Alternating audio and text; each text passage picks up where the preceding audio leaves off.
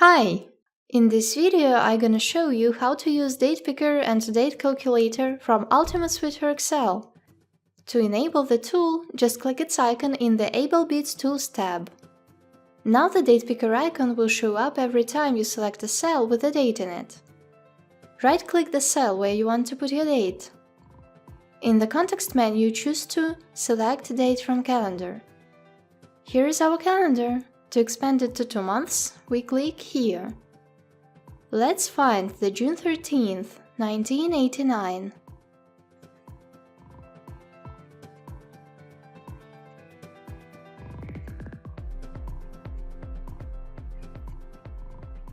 Here's our date. I click on it. Here we can see the number of years, months and days before today. The hint shows the total number of days and full weeks. To get back to the current day, we can click here. To put the date to the initially selected cell, we double-click it or simply press Enter. Now let's add some years, months and weeks to a date. We open Date Picker by clicking its icon next to the cell.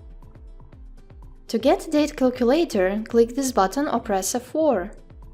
Here we go! First of all, we select the unit and then enter the required number. We can do it either in the Tools window or using our keyboard.